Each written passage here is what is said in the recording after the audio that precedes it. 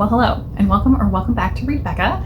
It is time once again for my weekly chatty catch-up on everything I read, everything I am currently reading, and everything I'm looking forward to reading, as well as some general chit-chat and lifey catch-up on my week. And I guess let's start with the maybe elephant in the room, that this looks different, or it looks different to me. It seems like it's maybe both more clear and less clear. That's how it looks to me, I can't tell. But I got a new phone, so I'm filming on the new phone and trying it out, and we will see if it works, depending on whether you see this or not. But it seems like the camera is better, yet I have a lot less options about what I can configure. So I'm still very much figuring this out. Anyway, let's get to the books, because I had a phenomenal reading week. I started with Roadside Picnic by Boris and Arkady Strugatsky, and this is a new kind of author's preferred text translated by Olena Bormashenko, and this was published in 2012, updated from the previous edition in the 70s. And there's a foreword by Ursula K. Le Guin, which I very much appreciate, but there's also an afterword by Boris that talks about that journey and why this is significantly different from the original publication. And it's because there was a lot of pushback and years of back and forth on getting this published, because the publishers were so resistant to less the content of the story and more the prose and style it was being told in, which is very interesting. So that is talked about here. This is a sci-fi story, but Boris discusses how we had then sincerely assumed that our editors were simply afraid of the higher-ups and didn't want to make themselves vulnerable by publishing yet another dubious work by extremely dubious authors. And the entire time, in all our letters and applications, we took great pains to emphasize that which seemed completely obvious. The novel contained nothing criminal. It was quite ideologically appropriate, and certainly not dangerous in that sense. And the fact that the world depicted in it was coarse, cruel, and hopeless, well, that was how it had to be. It was the world of decaying capitalism and triumphant bourgeois ideology.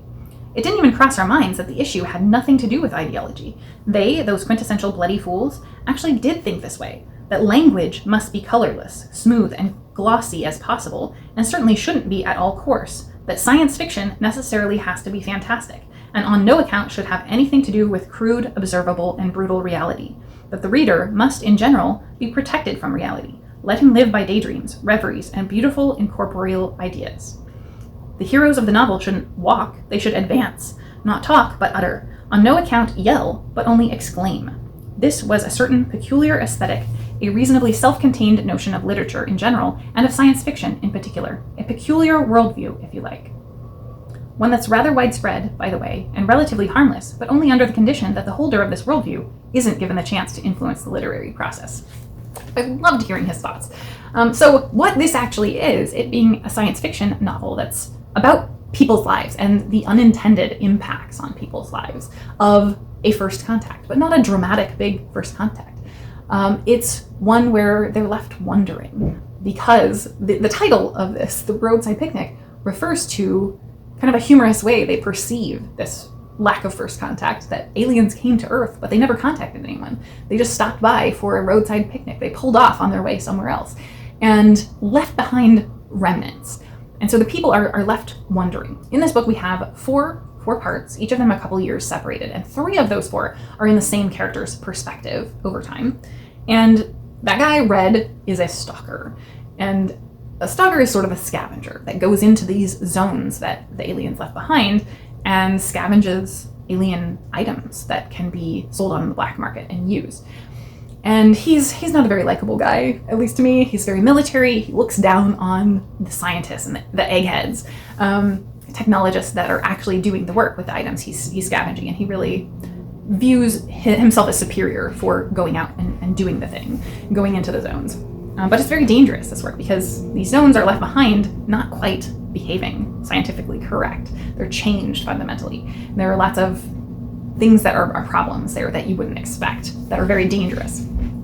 And so they're bringing out these items, but what's great about that is they recognize the unknown in these, in that they're finding human uses for a lot of these things, and they're valuable because of that.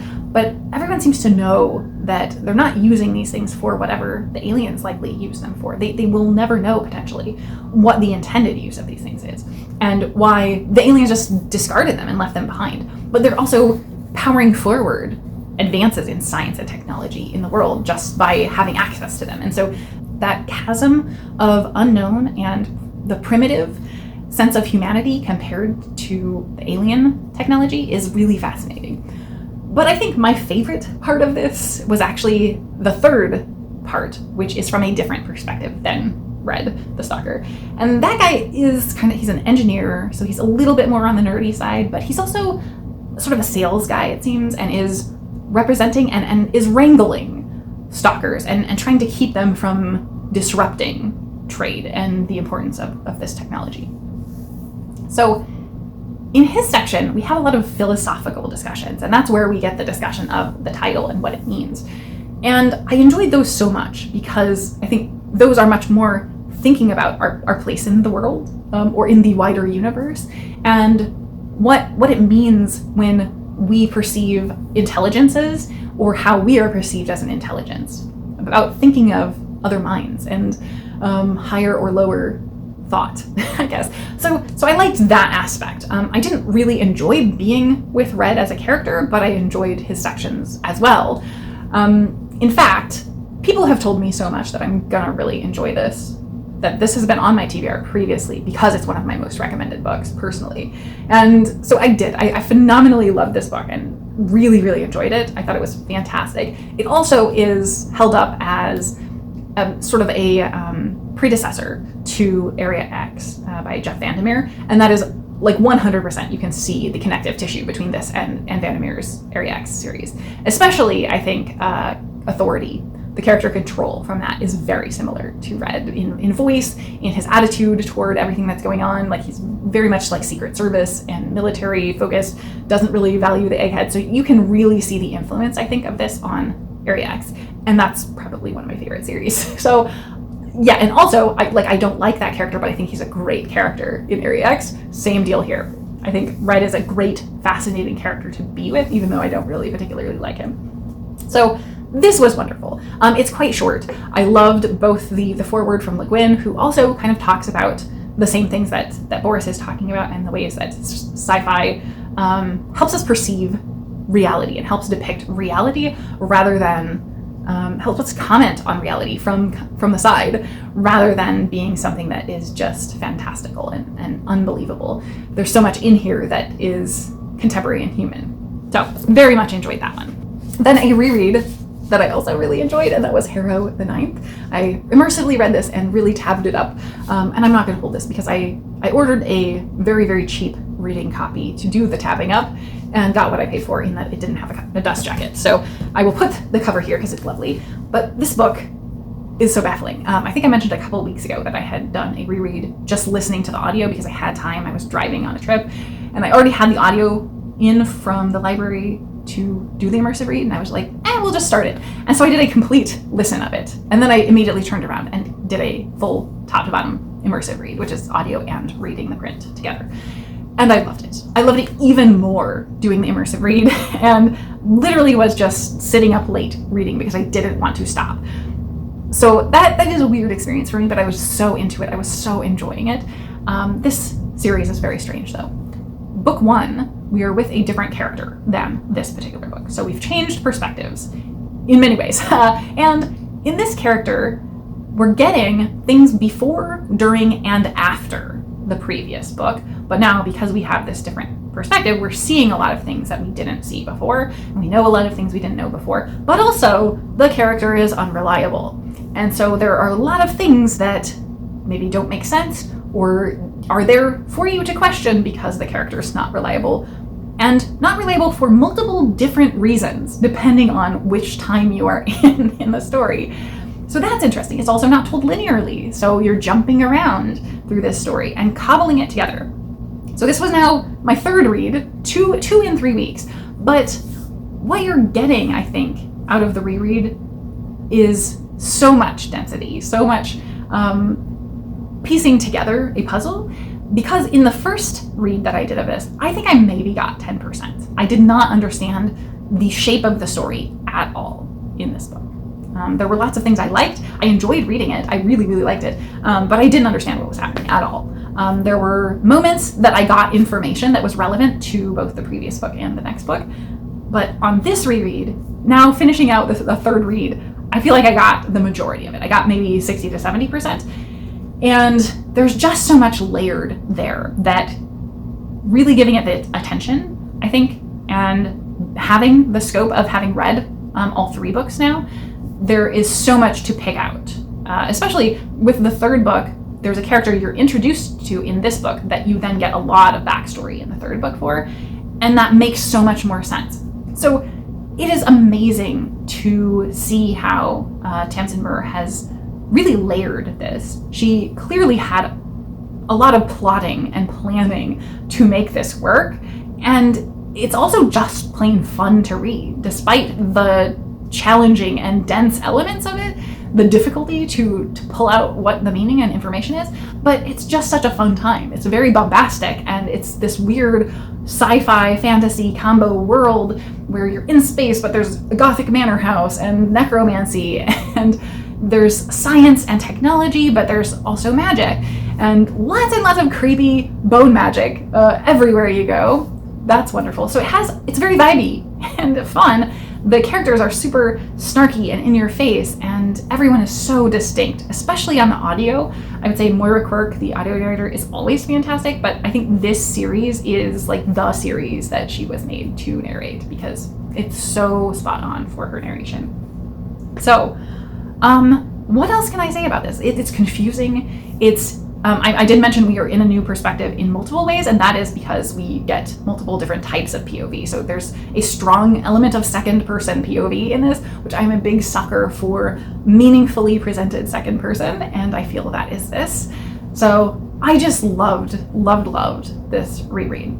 It was so great. So I think I am going to rapidly get to a reread of Nona tonight, just because I know that one so far has been my favorite of the books, and I really enjoy that book. And it's very different in terms of the setting and style, though all 3 of these are very different in terms of setting and style, I think. But Nona was my favorite when I read through the first time. We will see if it's still my favorites on the reread. And that is what I read this week. So 2 very enthusiastic 5-star reads, if not favorites of all time. Harrow was previously a 4-star that I upgraded to a 5-star on this reread after getting significantly more understanding of it. Like I feel like I understood what was going on in the book finally, and that really made a difference. Though it was fantastic the first time around. So I am reading currently, I'm reading a BookTube prize book that I won't talk about here, but I'm reading Ancillary Justice by Anne Leckie, and my book club have decided to continue on with at least the first trilogy out of the books in this world, so I will be continuing on, and I need to crack on with this because we're supposed to be done with this, but we haven't met yet, so I need to finish it before the meeting, so probably within this next week. And I also know that I will be starting Tracks by Louise Erdrich, because I'm continuing my ongoing long, slow buddy read of the Love Medicine cycle with Melinda of A Web of Stories and Angelia of Read and Reread. And I forgot to put that in my TBR despite the fact that it was planned, because I don't have the book on hand, though it is readily gettable from my library. So I will be starting that this coming week for sure. And I think that's everything that I have on the go right now. I feel like I'm forgetting something, but I'm trying to pare down some of my library books, though that's hard when I have a big focus on BookTube prize reading, because I have dense nonfiction books to read right now, and those are coming from the library as well. So that's taking a lot of my library reading time, but I'm trying to chip away and read down some of my library books so that I can put some more focus into stuff from my shelves right now, because I'm feeling that drawing me most right now. I'm feeling a lot of excitement for some stuff on my shelf, so I need to lean into that and not get stuck in deadlines for library books, have them eating up all my reading. Anyway, onward.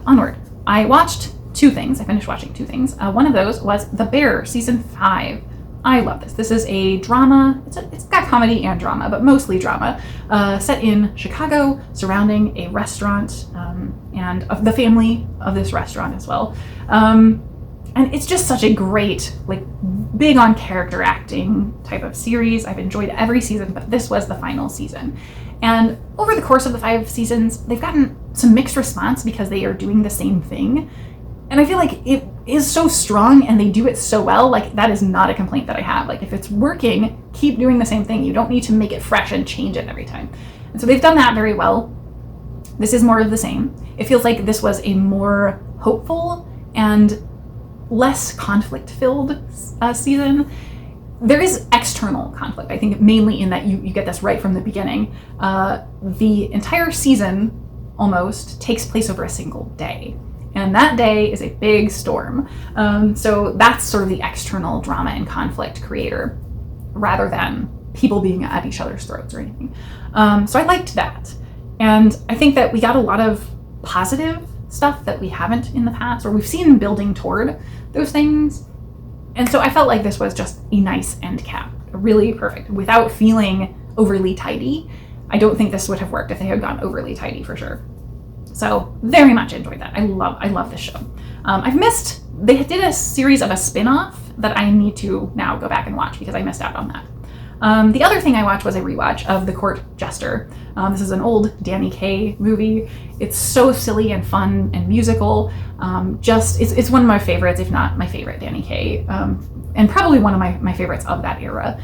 But it's just so entertaining. He is kind of the comedic relief for what is more or less a stand-in for Robin Hood and his band of merry men, but known as the Black Fox. And there's this whole plot where there's an evil king, but there's actually this baby who's the heir to the throne. And so they're smuggling this baby, and Danny Kaye, as this court jester, performing as this court jester, is sort of transporting him in secret. And then gets tied up. Everything goes wrong, more or less, and he is taken in as the court jester at the court of the evil king. And the princess is really into him, and she has a witch who bewitches him. And so every time they snap, he either is in or out of the bewitching, and it's just very silly. There's a ridiculous jousting knight scene where they rush to knight him because he can't get involved in something if he's not knighted. It just is wild, very ridiculous and fun. And as I said, one of my favorites. So I saw it was on Hoopla, and I decided, oh yes, I'm just going to watch that because I want some more enjoyment and delight in my week, and it was a great time.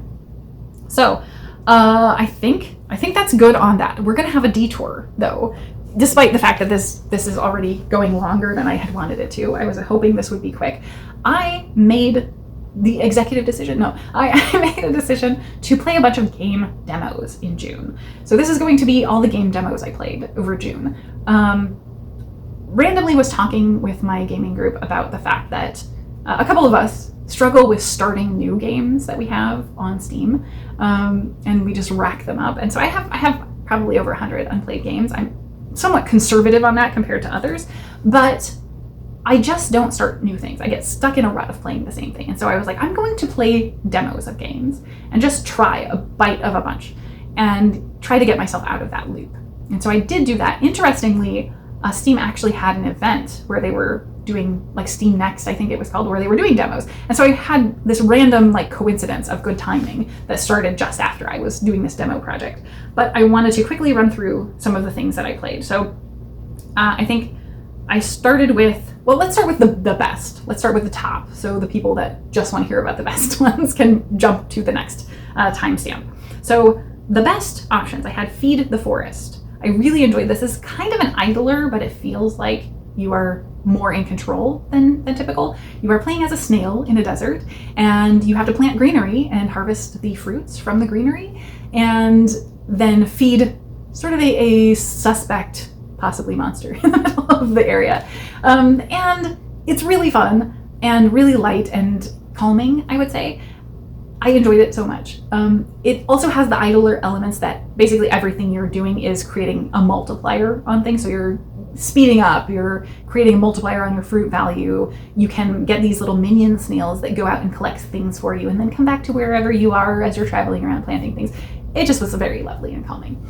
So I liked that one a lot. The other one that I liked a lot was Worming from Home. And this one, you have a normal human-sized workstation and desk and everything, all of the normal standard home office. And you are playing as an earthworm. So you are a normal-sized earthworm, so you could like crawl through the keys and the keyboard and stuff. It's very silly and ridiculous, but it's pretty fun. So you bash the keys on the keyboard to try and type things. You have to enter numbers into spreadsheets, stuff like that. Very mundane and boring, but it was really silly and fun. Some of the not quite favorite, but they were fine. I really liked the art, especially for Tiny Bookshop and for Witch's Bakery. the demos for those felt like you're mainly talking, really. They didn't have a lot of option to them, or a lot of choice, but they were beautiful games, very simple, and I think Witch's Bakery in particular would have opened up to more gameplay. Like, there was a lot that was starting to happen with little mini games and stuff, like you have to do a maze to help out somebody, to magically help somebody's emotions, things like that. So that was getting to be more, but it felt a little like a less interactive version of Reciteer, which is kind of the same thing, where you're running an item shop, but then you also have to manage your day to go out to dungeons to fight monsters to get the items. And that has a lot more gameplay, obviously, than the bakery, where you are traveling around the area in France where you are a little bit, but there was very little gameplay. And the mini games were not very challenging. But those were both beautiful. The bookshop one felt like it was basically just talking as far as the demo. So that one was pretty, but no gameplay. Endwell had potential and could be very good, but I found very unplayable. This one, you're a cat who delivers packages, more or less, and it was so laggy and ran so slow on my laptop that it was almost unplayable. And everything, as far as I got in the demo, was completely on rails. So there was no choice to anything that you did, really. It was just walking in a predefined path, more or less, and having predefined conversations. So that one had potential, though, I think, if they got it to be more playable and gave you more choice. Clawless Coin Demo was a claw machine. It's an idler where you are playing a claw machine to get the toys out of it, and then you sort of resell those, like eBay type thing, and you try to get as much money as you can for reselling them. It was fine. It was exactly what it sounds like, but there are multiple levels of claws. You can get them to play automatically, so you have claws going in the background as you're playing one. There was little actual strategy to the claw, though, so it was pretty random. It was a pure idler. Stone to Stove, I liked, but it was not intuitive at all, I think. This one feels like it's a tower defense game, and I liked that aspect of it, but also you're someone who is wandering building things. So you build the towers, and you have to get materials. You also are almost like running a store or a market, and so you have to buy and sell things from people. You have to make recipes, and you can store things in your house. So you're kind of building a village and also the towers to defend it. And I like that concept, but it was really hard to play. And as I said, not intuitive. So it took me multiple tries of the demo to actually figure out what the heck I was supposed to be doing. And many things like the camera didn't make sense. So I couldn't figure out how to zoom out, and all of the descriptions of how you do things were up here. So to even see and read what you were supposed to do or what the description of something was, I had to completely change my camera orientation to even see it, which was very frustrating to have to constantly be changing the camera orientation. What else did I play? I played Paw Mart Tiny Market. This was really interesting, and this is another idler somewhat. But you're animals who are running a tiny market. And interestingly, this one is set up so it's a bar that's like 2 inches at the bottom of your screen, and you can make and move all of the shelves, you can stock items, and you're unlocking more and better items as you go along. And you have sort of an automated stocker who's stocking the shelves, but you have to manually buy the items to restock. So that felt like the only part that was not available to idle. And you can hire and fire cashiers and stockers, and reorient sort of your shelves where they are. And then, of course, the little animals come in to shop and buy things, and they're unhappy if you don't have what they want. But this launched initially in another language, in Turkish, and I couldn't figure out how to even start playing it, really, or what I was supposed to do. There was nowhere to go to find what the controls were. So that was pretty challenging and took me a while to figure out. Even going to settings, there was nowhere to see what the key bindings were, or change them. So it took a little trial and error and was not very intuitive. But once I figured it out, it was very straightforward. So it took a little figuring, but it was a kind of fun game. I don't think it would have very much long-term play, though, because it is really just an idler other than you buying the stuff. I think that is everything that... Oh, I forgot one of my top ones. Island Restoration. It's literally you're just cleaning up a polluted island. And you have a little grabby claw to pick up trash. You clean up oil spills. And there's one thing that didn't work for me, and that was there are animals you have to clean up and trees. And those required a right click and hold mechanic. It did not like with my touchpad on my laptop. And so that took some serious effort to actually get it to function. I did eventually get it working, but in between, in the many tries, there was no way to back out once you had started that process. So I had to crash out the game every time if I wanted to move on and just ignore that part of what I was doing, because it could kind of be skipped until the end, basically. But hilariously, Rue was obsessed with the grabby claw. Like, he really wanted to help me with that. So he watched me play this game a lot. And it doesn't sound like cleaning up trash on the island doesn't sound very interesting, but you're like having to collect it and fill up your bag and then take it over and dump it in the recycling. And it was very calming and relaxing to clean up the island. So another one of those that was very mundane. And I think that was what I was feeling, was very calming, mundane games. So those are the games that I tried this month. Anyway, on with my week.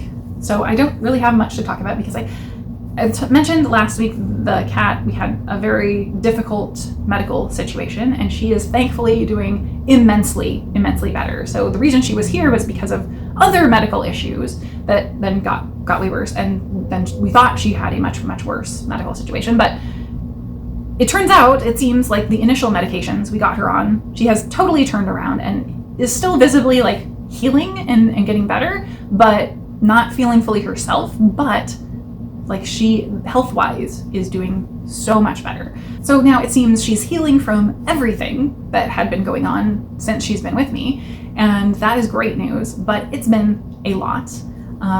So I think I got a little bit knocked over with kind of depression in the past week, so it was a hard week to really want to do anything.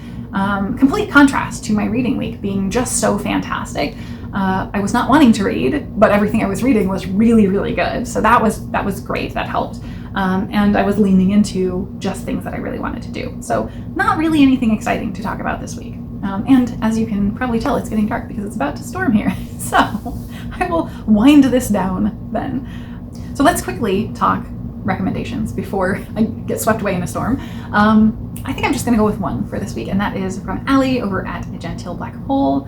Wonderful channel you should check out if you do not already watch. But Allie has put out the second Poetry Party compilation. This is compiled from various booktubers who read poems that they had selected, or in this case we had several original poems read. And it was just such a wonderful community event of people connecting and coming together over poetry on BookTube. And some of the people have channels, some don't even have channels, and shared themselves reading. And it was just really wonderful. So that brought me so much joy in my week. I really enjoyed the first one. I enjoyed this one even more. Definitely heartily recommend you check out both Allie's channel and the Poetry Party, and I will link that down below. So with that, I'm going to go get swept away.